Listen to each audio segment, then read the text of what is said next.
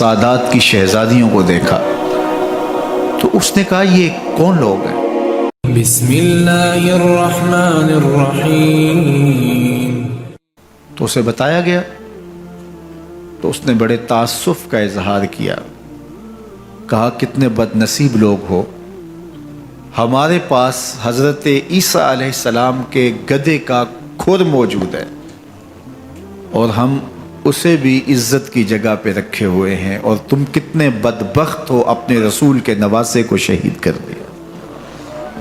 بے مروت بے وفا تیرا بھی کیا افسانہ ہے، جس نے اپنی ہی شمع کو گل کیا تو وہ پروانہ ہے۔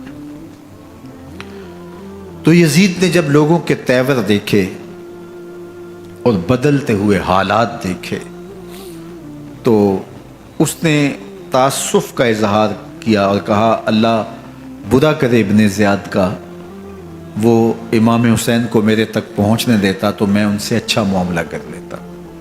کچھ لوگ اس سے یزید کو بری الذمہ قرار دینے کی کوشش کرتے ہیں، لیکن یزید کے اپنے حکم سے سب کچھ ہوا۔ ابن اسیر نے لکھا ہے کہ جب یزید مرا تو ابن زیاد دمشق آ رہا تھا، اس کے ساتھ مسافر بن شریح بھی تھا، تو اچانک وہ کچھ سوچنے لگا۔ تو مسافر بن شریح نے کہا کہ ابن زیاد میں تمہیں بتاؤں تم کیا سوچ رہے ہو؟ کہا بتاؤ۔ کہا تم یہ سوچ رہے ہو کہ میں نے نواسہ رسول کو شہید کیوں کیا؟ تو کہنے لگا کہ یہ مجھے یزید کا حکم تھا، اور اگر میں نواسہ رسول کو شہید نہ کرتا تو وہ مجھے قتل کر دیتا۔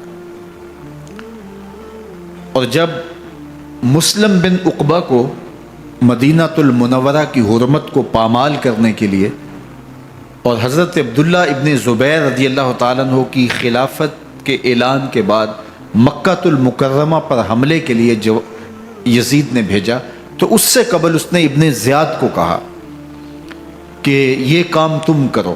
تو ابن زیاد نے جو جواب دیا وہ یہ تھا کہ میں تمہارے کہنے پہ پہلے ہی نواسہ رسول کو شہید کر چکا ہوں، اب نواسہ رسول کو شہید کرنا اور کعبۃ اللہ کی حرمت کو پامال کرنا، یہ دو چیزیں میں جمع نہیں کروں گا، اور اس نے بادشاہ کے حکم کا انکار کر دیا۔ تو یزید نے امام حسین رضی اللہ تعالیٰ عنہ کی شہادت کا حکم دیا تھا ابن زیاد کو، اور یہ دو گواہیاں میں نے ابن زیاد سے آپ کے سامنے رکھی۔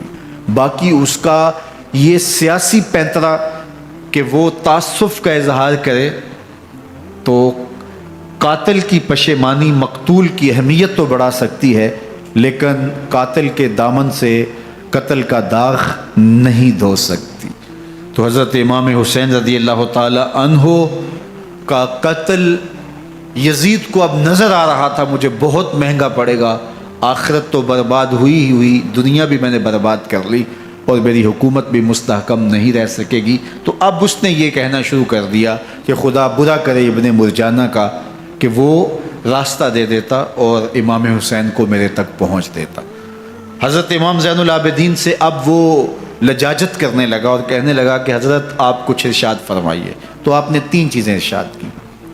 آپ نے فرمایا ایک تو ہمیں خیریت سے مدینے بھیج دو، اور دوسری بات کہ قاتلان حسین کو ان کے کیفر کردار تک پہنچاؤ، اور تیسری بات مجھے دمشق کی جامع مسجد میں خطبہ جمعہ کی اجازت دو۔ اس نے کہا کہ خطبہ جمعہ کی اجازت بھی دیتا ہوں، آپ کو خیریت سے مدینہ المنورہ بھی روانہ کر دیا جائے گا، لیکن قاتلان حسین کو کیفر کردار تک پہنچانا یہ میرے بس میں نہیں ہے، یہ ممکن نہیں ہے۔ اب مجھے بتائیے حاکم وقت ہو اور اتنا بڑا سانحہ اور واقعہ ہو گیا ہو تو وہ وہیں کھڑے کھڑے معذرت کر لے کہ یہ اس بات کو رہنے دو، تو اس کا مطلب سمجھنے میں کسی بھی باشعور شخص کو دیر نہیں لگتی۔ اسے چاہیے تھا کہ وہ کہتا کہ میں اس کی تحقیق کروا کے جو بھی مجرم ہے وہ کیفر کردار تک پہنچے گا، اور آپ نہ بھی کہتے تو یہ میں کرتا چونکہ میں حاکم وقت ہوں۔ لیکن اس نے فوراً کہا کہ یہ ممکن نہیں ہے، تو اس کا مطلب کیا کہ مجرم میں خود ہوں، تو میں اس سے جو ہے وہ بچنا چاہتا ہوں۔ تو اس نے حضرت امام زین العابدین کو کہا 2 شرطیں تو قبول ہیں، لیکن یہ تیسری شرط قبول نہیں ہے اور یہ ممکن نہیں ہے۔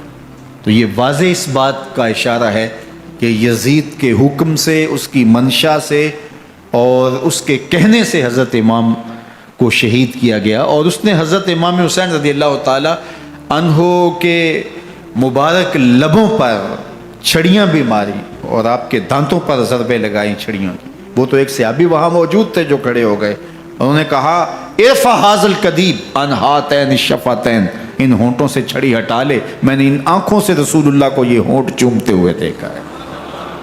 جس طرح ابن زیاد کے دربار میں ہوا تو یہاں بھی ہوا۔ اللہ اکبر۔ تو یزید اپنے تئیں خوش تھا، لیکن لوگوں کے احتجاج کی سکت نہیں لا سکتا تھا کہ نواسہ رسول کو شہید کر دیا گیا، تو وہ یوں اپنی بات کو چھپانا چاہتا تھا اور بات ابن مرجانہ ابن زیاد پہ ڈالنا چاہتا۔ لیکن ابن زیاد کہتا ہے کہ اگر یزید کے کہنے پہ میں امام حسین کو قتل نہ کرتا تو میں قتل کر دیا جاتا، اور میں غزوہ کعبہ اور قتل امام حسین دونوں کو جمع نہیں کر سکتا، لہٰذا اب میں یزید کا یہ حکم نہیں مانوں گا، اس نے پہلے مجھ سے بہت بڑی زیادتی کروائی ہے۔ یہ تاریخ کی معتبر کتابوں کے اندر موجود ہے۔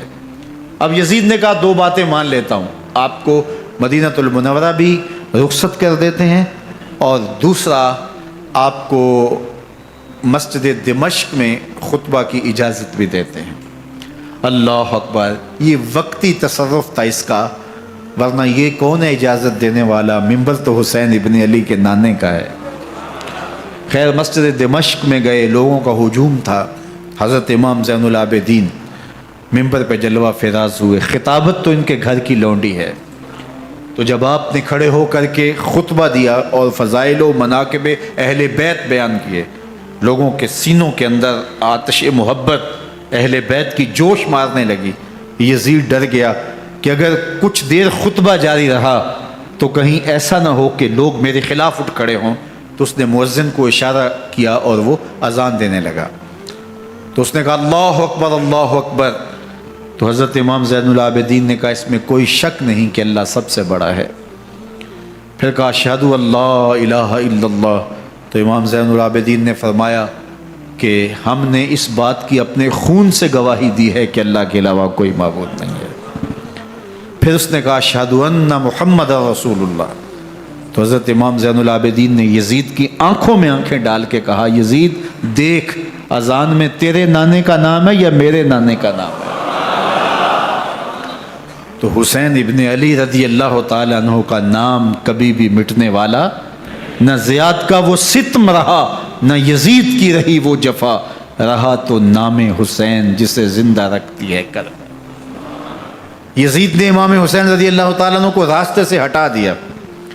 اس کا خیال تھا کہ یہ باغی ہیں اور میں ان کو کچل دوں۔ حضرت امام حسین شہید کر دیے گئے، ان کا خاندان شہید کر دیا گیا۔ صرف 14 سال کے امام زین العابدین رضی اللہ تعالی عنہ اس حادثے میں، اس واقعہ میں جو ہے وہ بچے، اور سب سے زیادہ دکھ اپنی آنکھوں سے انہوں نے دیکھے۔ کربلا کا منظر بھی دیکھا، کوفے کا دارالعمارہ بھی دیکھا، اور دمشق کا دربار یزید بھی دیکھا، اور پھر یہاں سے مدینے پہنچ کر اہل مدینہ سے جو سامنا ہوا امام زین العابدین نے وہ لمحے بھی دیکھے۔ کہتے ہیں اس واقعہ کربلا کے بعد حضرت امام زین العابدین کبھی ہنسے نہیں تھے، جب بھی پانی پینے لگتے تو رو پڑتے، انہیں شاید سکینہ کی پیاس یاد آ جاتی تھی۔ امام زین العابدین کا رنگ زرد ہو جاتا جب کربلا کی یاد آتی، اور بسا اوقات شہر سے وحشت ہونے لگتی اور دور باہر نکل جاتے اور جا کر کے وہاں خیمہ گاڑ لیتے اور مہینہ مہینہ وہاں ذکر و فکر اور عبادت میں لگے رہتے۔ امام زین العابدین کے ہاتھوں میں ہتھ کڑیاں، پاؤں میں زنجیریں، اور اونٹ پہ باندھ کر کے جب حضرت امام زین العابدین کو شہیدوں की लाशों के करीब से गुजारा गया तो गशी पे गशी तारी हो रही थी इमाम ज़ैनुल आबिदीन पे। और वो घड़ियाँ भी इमाम ज़ैनुल आबिदीन पर कितनी दर्दनाक थीं कि जब शहज़ादियाँ ऊँटों के साथ बांधी गई थीं और इमाम ज़ैनुल आबिदीन अपने बाबा का सर अपने सामने चलता हुआ देखते थे। और ये दर्दनाक लम्हे कि जब रात की घड़ी आई तो ज़ैनब सलामुल्लाह अलैहा ने देखा कि ज़ैनुल आबिदीन के आंसू नहीं थमते और उनको गशी पे गशी आती है, तो वो आगे बढ़ के उनको अपनी आगोश में समेटती हैं और कहा, ज़ैनुल आबिदीन क्या हुआ? कहा कि पुप्पो जान अगर हो सके तो बाबा का सर कुछ देर के लिए मेरी गोद में नहीं आ सकता है।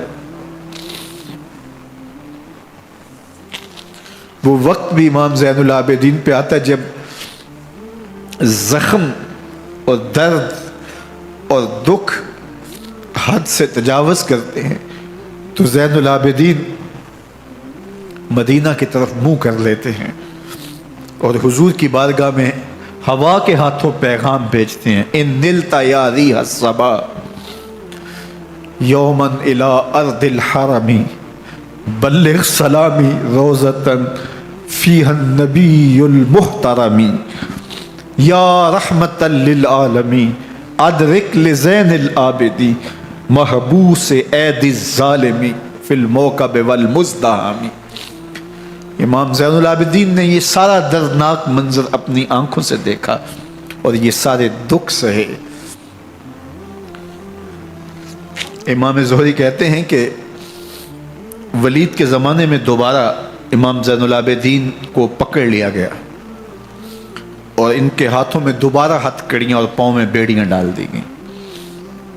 मैं मिलने गया तो जो ही इमाम के हाथों में हथकड़ियाँ देखी तो मेरा दिल डोलने लगा और मेरी आवाज़ गले में दब गई और आंसू थे कि थमते नहीं थे। तो इमाम ज़ैनुल आबिदीन ने मुझे देखा तो मुझे तसल्ली देते हुए कहा, ज़ुहरी क्या हुआ तुम्हें? तो मैंने कहा, हज़रत करबला में थोड़े दुख देखे थे और अब ये हालत मुझसे देखी नहीं जा रही। तो इमाम ज़ैनुल आबिदीन ने उन जंजीरों को और उन हथकड़ियों को जिनसे आप जकड़े गए थे झटका दिया, लोहे की जंजीरें टूट गईं। कहा, ज़ुहरी हम अल्लाह की तकदीर पे राज़ी है वरना ये जंजीरें क्या होती हैं। इमाम ज़ैनुल आबिदीन को अल्लाह ने इज़्ज़तों से नवाजा था, हर दौर के हाकिम वक्त डरते थे और उनकी इज़्ज़त से हसद करते थे। वलीद बिन अब्दुल मलिक बनु उमय्या का बड़ा तगड़ा हुक्मरान गुजरा है। एक दिन तवाफ़ करते करते हजर अस्वद के सामने आया और उसके दिल में आया कि मैं हजर अस्वद को बोसा करूं, लेकिन रश इतना था कि आगे बढ़ने की हिम्मत ना हुई और पीछे हट के खड़ा हो गया कि रश कम होता है तो मैं हजर अस्वद को चूमता हूँ। इतने में इमाम ज़ैनुल आबिदीन रज़ी अल्लाह ताला अन्हु वो भी तवाफ़ करते करते हजर अस्वद के करीब आए। एक लम्हे के लिए तवक्कुफ़ किया, लोगों ने रास्ता छोड़ दिया। इमाम ज़ैनुल आबिदीन आगे बढ़े, हजर अस्वद को चूमा, फिर आगे बढ़ गए। वलीद बिन अब्दुल मलिक को बड़ा गुस्सा आया कि लोगों ने मेरे लिए तो राहें नहीं छोड़ी और ज़ैनुल आबिदीन के लिए राहें छोड़ दी हैं। तो वो अपने दरबारी शायर को, फरजदक को, जो उसके साथ खड़ा था, उसको पूछता है, मन हाजा, ये कौन है? हालांकि उसे पता था ये इमाम ज़ैनुल आबिदीन है। बाज़ औक़ात सवाल तफ़हीम के लिए किया जाता है, समझने के लिए किया जाता है, और बाज़ औक़ात सवाल तहकीर के लिए किया जाता है। जिस तरह किसी शख्स को आप पसंद न करते हो और वो कोई काम करे तो आप कहते हैं ये कौन है, ये कौन है? तो उसने कहा मन हाजा, ये कौन है? अब फरजदक शायर था और दरबारी शायर था, उसे अच्छी तरह पता था कि मन हाजा से बादशाह क्या सुनना चाहता है। लेकिन आज उसकी गैरत ईमानी जागी। बादशाह ने कहा मन हाजा, ये कौन है? तो फरजदक ने बादशाह की आंखों में आंखें डाल के कहा, बादशाह तू नहीं जानता ये कौन है? इसको तो बतहा के संग रेजे भी जानते हैं, इसको तो ज़मीन वाले भी जानते हैं, आसमान के फरिश्ते भी जानते हैं। ये फातिमा का बेटा है, ये अली का शहजादा है, ये रसूलुल्लाह का नवासा है। तेरा मन हाजा कहना इस मारफा को नकरा नहीं करेगा। ये कल भी मारफा था, ये आज भी मारफा है। खड़े खड़े इमाम ज़ैनुल आबिदीन की शान में एक तवील कसीदा लिख दिया। بادشاہ تو اس سے کچھ اور سوچ رہا تھا، الٹ ہو گیا، اس نے ایک فرزدق کو جیل میں ڈال دیا۔ امام زین العابدین کو پتہ چلا، آپ نے اشرفیوں کی 2 تھیلیاں خادم کے ہاتھ بھیجی کہ ہماری وجہ سے تمہارے اوپر یہ افتاد پڑی ہے۔ تو اس نے تھیلیاں قبول کی، چوما آنکھوں سے لگائیں اور پھر خادم کے ہاتھ میں دیتے ہوئے کہا امام کو میرا سلام دے دینا اور کہنا حضرت ساری زندگی نے ٹگوں کے لیے، ان پیسوں کے لیے، اشرفیوں کے لیے شاعریاں کی ہیں، یہ جو میں نے قصیدہ لکھا ہے آپ کے نانا کی شفاعت کے لیے لکھا ہے۔ جو دلوں کو فتح کر لے وہی فاتح زمانہ۔ امام حسین کو تو کاٹ دیا گیا نا، اس لیے کاٹ دیا گیا کہ یہ ہماری حکومت سے بغاوت کر رہے ہیں، انہوں نے یہ کہا، بہانہ یہ بنایا، نظم حکومت میں یہ مخل ہو رہے ہیں، لہٰذا انہیں شہید کر دیا گیا۔ نہ صرف انہیں شہید کیا گیا، سر کاٹے گئے، نیزوں کی نوک پہ چڑھائے گئے، لاشوں پہ گھوڑے دوڑائے گئے۔ کیا کیا ظلم تھا، کیا کیا جبر تھا جو روا نہیں رکھا گیا، پیاسا رکھا گیا، بھوکا رکھا گیا، 6 ماہ کے بچے بھی نہیں چھوڑے گئے۔ امام حسین جب حضرت علی اصغر کو اپنے ہاتھوں پہ اٹھا کے فرات کے کنارے جا کھڑے ہوئے تو آپ نے اشقیاء سے مخاطب ہو کے کہا کہ تمہاری لڑائی تو مجھ سے ہے، اس 6 ماہ کے بچے نے تمہارا کچھ نہیں بگاڑا۔ چلو سے پانی بھرا تاکہ اصغر کا حلق تر ہو جائے، تو پانی ابھی حلق تک نہیں پہنچا، 2 شاخہ سن سناتا ہوا تیر آیا اور علی اصغر کا گلا چیر گیا۔ اور کہتے ہیں وہ جو تیر تھا جو حضرت علی اصغر کا گلا چیر کے آگے گزرتا ہے، وہ تیر تھا جو جانوروں کو مارنے کے لیے استعمال کیا جاتا ہے۔ گردن لٹک جاتی ہے، خون بہنے لگتا ہے، امام حسین اس خون کو آسمان کی طرف اچھال کے کہتے ہیں مالک حسین کی یہ قربانی بھی قبول فرما لے۔ نسل مٹا دی گئی، شہید کر دیے گئے، گھوڑے دوڑائے گئے، سادات کرام عصمت شعار پیغمبر زادیوں کو اونٹوں پہ بٹھایا گیا، رسیوں سے جکڑا گیا، چادریں چھیننے کی کوشش کی گئی، کیا کچھ نہیں ہوا۔ تاریخ دردناک ہے، اور یہ پیغمبر کے ماننے والوں نے، کلمہ پڑھنے والوں نے یہ سب کچھ کیا۔ بے مروت بے وفا تیرا بھی کیا افسانہ ہے، جس نے اپنی ہی شمع کو گل کیا تو وہ پروانہ ہے۔